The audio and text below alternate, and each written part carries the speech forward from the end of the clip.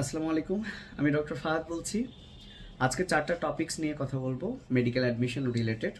প্রথমে আসি, মেডিকেল ভর্তি পরীক্ষা কবে হতে পারে।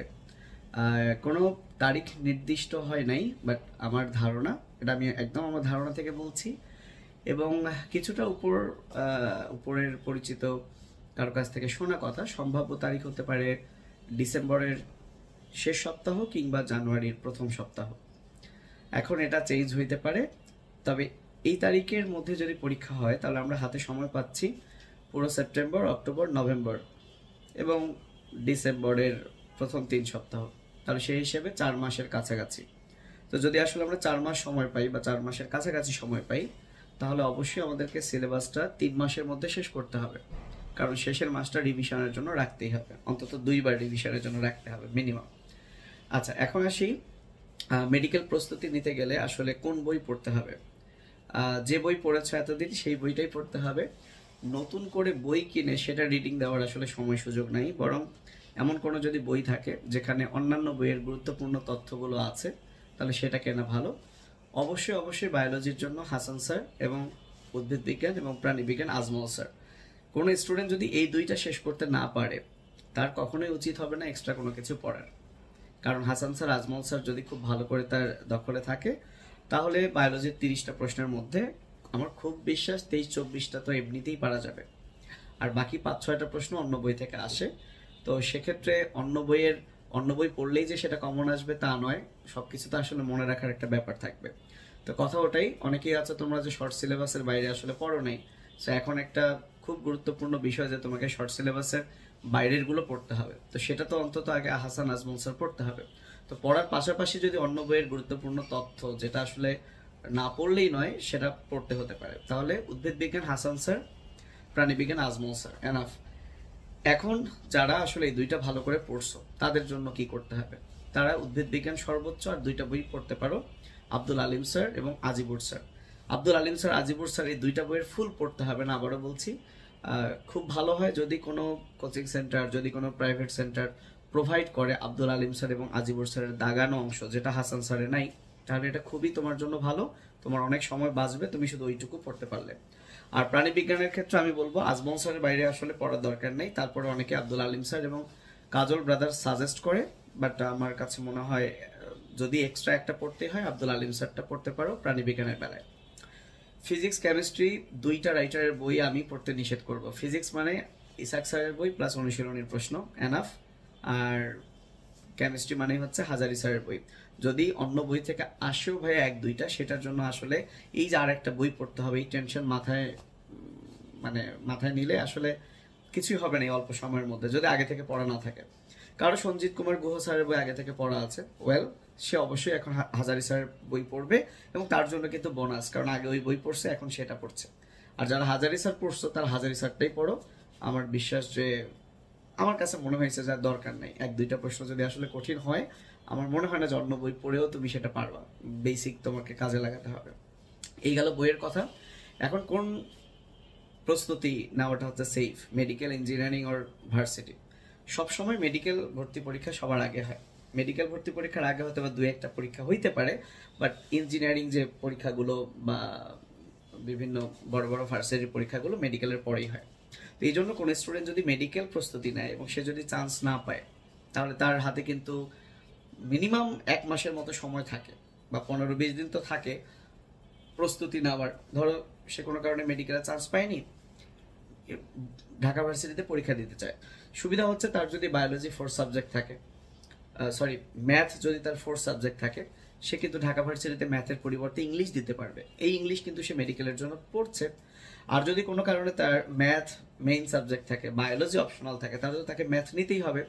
তো আমার মনে হয় চান্স না পাওয়ার পর একটু খারাপ লাগে, পড়তে ইচ্ছা করে না, বাট কেউ যদি মেডিকেলে কোনো কারণে না হয়, সে ওই যদি 15-20 দিন একটু স্ট্রাগল করে, মানে ম্যাথটার উপর জোর দেয়, ফোকাস দেয়, তাহলে পরবর্তীতে তার যে কোনো ভার্সিটিতে চান্স পাওয়া ইজি হবে।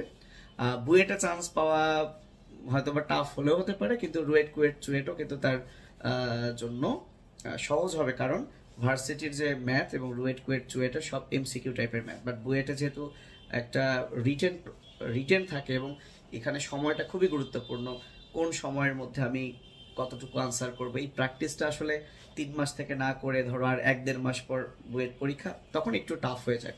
কিন্তু যারা ইঞ্জিনিয়ারিং প্রস্তুতি তোমরা নিবে তাদের জন্য একটা ব্যাপার কি, তাদের ইঞ্জিনিয়ারিং পরীক্ষা বা বুয়েট পরীক্ষা ধরো, বুয়েট পরীক্ষার 2 মাস আগে ধরো মেডিকেল পরীক্ষা হয়ে গেল। এখন তারা তো এই বুয়েট প্রস্তুতির সময় বায়োলজিটা নর্মালি পড়ে না, তারা এখন মেডিকেল পরীক্ষা চলে আসছে, বাট অনেকের স্বপ্ন থাকে, বাবা মায়েরও ইচ্ছা থাকে যে ছেলে মেডিকেল পরীক্ষাটা দিক, হোক না হোক। তো সেক্ষেত্রে হয় কি যে অনেক স্টুডেন্টের যে রেসিডুয়াল নলেজটা থাকে ইন্টারমিডিয়েটের, এবং প্রশ্ন যেহেতু তুলনামূলক এই 2 বছর আগে সহজ হয়েছিল, তো তার অনেক ভালো রেজাল্ট, মানে দেখা গেলো বুয়েট প্রিপারেশন নেওয়ার পাশাপাশি কিন্তু মেডিকেলে তার হয়ে যায়। বাট এখন সিচুয়েশনটা হয়েছে যে প্রশ্ন একটু হার্ড হচ্ছে, নাম্বার 1, এবং নাম্বার 2 হচ্ছে শর্ট সিলেবাসের বাইরে অনেক স্টুডেন্ট আসলে পড়ে নাই। তাহলে এখন যদি সে শুধুমাত্র ইঞ্জিনিয়ারিং প্রিপারেশন নেয় এবং বায়োলজি টাচ না করে, পরীক্ষার ওই 5-10 দিন আগে আসলে শুধুমাত্র বায়োলজি পড়ে কুলানোটা টাফ, কারণ শর্টের বাইরে অনেক স্টুডেন্টই পড়ে নাই, তো আসলে সম্ভব নয়, কারণ মেডিকেলে তো শর্ট সিলেবাসের বাইরে থেকেও প্রশ্ন হবে। তো এই জন্য এখন চেঞ্জ হইতে পারে এই নতুন নিয়মে, যেহেতু নতুন অন্তর্বর্তীকালীন সরকার আসছে, আমি জানি না অনেক নিয়ম চেঞ্জ হবে কিনা, বাট আগের নিয়ম অনুযায়ী বলছি। এই জন্য খুব ভালো ডিসিশন হয় যারা ইঞ্জিনিয়ারিং প্রস্তুতি নিচ্ছ, তারা যদি শুরু থেকে বায়োলজিটাও পড়ো।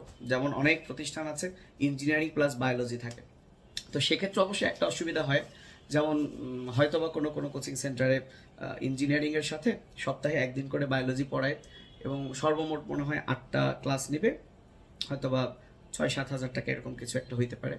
তো সেক্ষেত্রে যেটা হয়, 24টা অধ্যায়ে যদি আমরা 8টা লেকচারে পড়ি, একদিনে 3টা করে অধ্যায় পড়ায়, তো এটা একটু টাফ। তাহলে এই জন্য কেউ যদি চায় যে বায়োলজি একটু কম পড়া হয়েছে, পারলে বাসায় একটা টিচার নিয়ে এসে রাখতে পারে, অথবা আলাদা করে কারো কাছে বায়োলজি পড়তে পারে, যেখানে বায়োলজির 25 থেকে 30টা লেকচার নিবে। আমাদের এরকম আসলে ভার্সিটির বায়োলজির জন্য কোনো প্রোগ্রাম নাই, থাকলে হয়তো আমরা এখানে একটা প্রচার দিয়ে দিতে পারতাম যে আমাদের এখানে শুধু বায়োলজি পড়লে আমরা 30টা ক্লাস নিব, 8,000 টাকা নিব। কারণ কোচিংয়ে 6,000 টাকায় 8টা ক্লাস করার চেয়ে, এবং কোচিংয়ে সব ক্লাস একটা টিচার নেয় না, একজন নির্দিষ্ট, কারণ এই ভিডিওটা হয়তো অনেক জায়গা থেকে তোমরা দেখতে পারো, যে জায়গায় থাকো সেই জায়গার কোনো একটা বায়োলজি ভাইয়ের কাছে যদি আলাদা করে পড়ো, মানে উনি যদি 30টা ক্লাস নেয় এবং টাকা যদি মোটামুটি 2-3 হাজার বেশিও নেয়, আমার কাছে মনে হয় ওটাই বেটার, তোমার চর্চাটা ভালো হবে।